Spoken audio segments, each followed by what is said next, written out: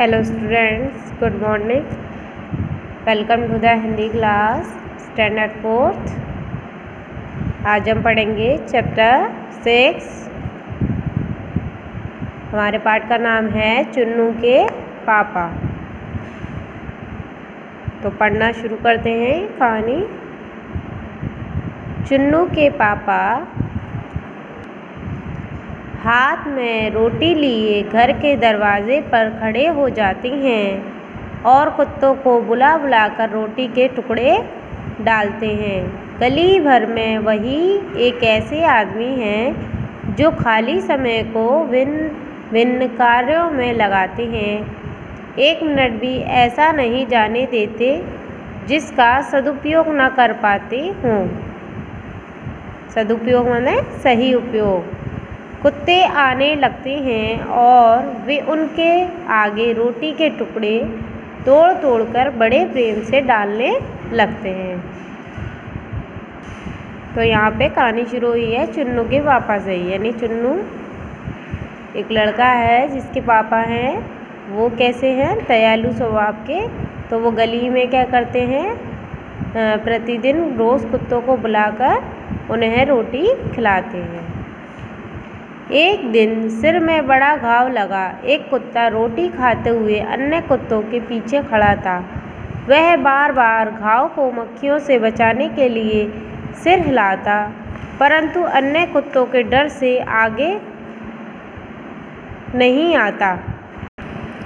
चुन्नू के पापा घर के मुख्य द्वार के समीप ही दवा की शीशी रखते थे जो फर्श धोते समय पानी में मिलाई जाती थी। इसका प्रयोग वे ऐसे समय भी कर देते थे जब कोई बड़ा घाव वाला पशु देखते थे। वे बड़े प्यार से उस कुत्ते के समीप गए और उसके घाव पर दवा उड़ेल दी। घाव बड़ा और गहरा था। थोड़ी दवा घाव के भीतर गई, थोड़ी बह गई। कुत्ता आ करता हुआ भाग गया। चुन्नू के पापा को संतोष हुआ कि जल्दी ही ठीक हो जाएगा, अब उसमें संक्रमण नहीं हो सकेगा। यानी एक दिन क्या हुआ, एक कुत्ता था जिसके सिर पर क्या हो गया था, एक बड़ा घाव हो गया था। तो जब चुन्नू के पापा ने देखा तो उसको क्या किया, उसके ऊपर दवा लगा दी, यानी दवा डाल दी। तो वो कुत्ता तो क्या है, चीखता हुआ भाग गया। लेकिन चुन्नू के पापा को ये लगा कि अब वो क्या हो जाएगा, उसके अंदर जो कीटाणु हैं उसका संक्रमण नहीं फैलेगा। चुन्नू के पापा केवल कुत्तों को ही रोटी नहीं खिलाते, वे बहुत से अन्य कार्य भी करते हैं। यानी अच्छे कार्यों में चुन्नू के पापा केवल कुत्तों को खाना खिलाना ही नहीं बल्कि बहुत सारे अच्छे कार्य भी करते थे। नगर पालिका के किसी नल की टोटी को खुला देखते ही वे साइकिल से उतरकर तुरंत उसे बंद कर देते हैं। यदि वह खराब हो तो उसे कपड़े से कसकर बांध देती हैं और इसकी सूचना वार्ड के सभासद को देती हैं। पानी की एक बूंद का व्यर्थ बहना ये राष्ट्रीय क्षति मानते हैं। तो इस तरीके से चुन्नू के जो पापा हैं वो केवल कुत्तों को ही रोटी नहीं खिलाते बल्कि अगर कोई नल खुला हुआ देखते हैं, पानी टपकता हुआ, तो उसे भी बंद करती हैं। हट्टे कट्टे लोगों को भीख मांगते हुए देखने पर उन्हें बड़ा दुख होता है। वे उन्हें समझाए बगैर नहीं मानते। अनेक बार उनकी पत्नी भी उनसे कहती हैं कि एक मुट्ठी आटा दे दो, क्यों इनके साथ अपना समय खराब करते हो, परंतु वे नहीं मानते। वे उसे समझाते हैं कि भगवान ने हाथ पुरुषार्थ करने के लिए दिए हैं, इनके बल पर मनुष्य ने बंजर धरती को भी उपजाऊ बना दिया है। भला तुम इतनी महत्वपूर्ण वस्तु का उपयोग दूसरों के सामने फैलाने में करते हो, तुम्हारे आगे आने वाली पीढ़ी भी यही करेगी और उसके बाद भी ऐसा ही होगा।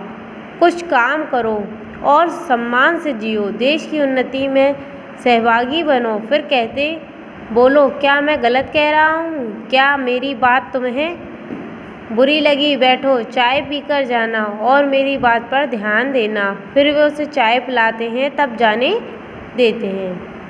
तो चुन्नू के पापा का स्वभाव कैसा था कि अगर कोई भिखारी उनके यहाँ आ जाता था तो वो उसे समझाते थे, उसे भीख नहीं देते थे, बल्कि उसे समझाते थे कि भगवान ने तुम्हें 2 हाथ दिए हैं तो उनका उपयोग काम करने में करो, भीख मांगने में नहीं। और फिर वो उसे चाय पिलाते थे, फिर उसे जाने देते थे। एक बार उनके निकटतम पड़ोसी के लड़के को दुर्घटना स्वरूप 4 माह बिस्तर की शरण लेनी पड़ी। वहीं एक कमाऊ बेटा था जो घर का खर्च चलाता था। चुन्नू के पापा को उसकी दयनीय आर्थिक स्थिति का पता था, परंतु पड़ोसी में हीन भावना न आ जाए इसलिए वे संकोचवश उनकी आर्थिक स्थिति के विषय में ना पूछते। उनके घर आते जाते और सबको ऐसे कठिन समय का दृढ़ता से सामना करने के लिए प्रेरित करते हैं। यानी एक दिन क्या हुआ, उनके पड़ोसी थे, उनका लड़के का क्या हो गया, किसी वजह से उसे 4 महीने के लिए बिस्तर पर ही लेटना पड़ा, और वही एक लड़का था जो पूरे घर का खर्च चलाता था। तो चुन्नू के पापा को पता था, लेकिन फिर भी वो पड़ोसी से पूछते नहीं थे ताकि उन्हें शर्म ना महसूस हो। एक दिन चुन्नू के घर में आटा समाप्त हो गया। चुन्नू के पापा आटा लेने गए। जब वे आटा ला रहे थे कि उन्हें पड़ोसी का ख्याल आ गया। उन्होंने साइकिल से आटे का कनस्तर उतारा और पड़ोसिन को आवाज़ दी। वे आई तो बोले, बताओ इसे कहाँ रखवाना है। पड़ोसिन को समझ ना पाई, परंतु वे कनस्तर उनके रसोई घर में रख आए और बोले, जब फुर्सत मिले खाली कनस्तर लौटा देना, इससे आगे ना कुछ पूछना और ना बताना। अवाक पड़ोसन उन्हें जाते हुए देखती रही। वे पुनः बाजार गए और अपने लिए थैले में थोड़ा आटा लेकर लौटे। चुन्नू के पापा कहते हैं कि वे घर में रहकर घर के प्रति दायित्व का निर्वहन करते हैं, परंतु समाज में रहकर सामाजिक दायित्व का निर्वहन करना भी उतना ही आवश्यक है। सभी लोग उन्हें ऐसे व्यक्ति के रूप में जानते हैं जो छिपकर लोगों व पशुओं की कठिनाई का पता लगाते हैं और उनकी सहायता करने में पीछे नहीं रहते। इसके बदले उन्हें कुछ नहीं चाहिए, बस उनका दिल ही ऐसा है। क्या आपको अच्छे लगे चुन्नू के पापा? तो जब उनके पता चला कि पड़ोसी जो है उनकी आर्थिक स्थिति खराब है, तो एक दिन चुन्नू के यहाँ क्या हो गया, आटा ख़त्म हो गया। तो वो अपने लिए आटा लेने गए। तो उन्होंने क्या किया, अपने घर ले जाने के बजाय पड़ोसिन के घर कनस्तर दे आए। यानी उन्होंने जताया भी नहीं और उनकी मदद भी कर दी इस तरीके से। तो ऐसे थे चुन्नू के पापा।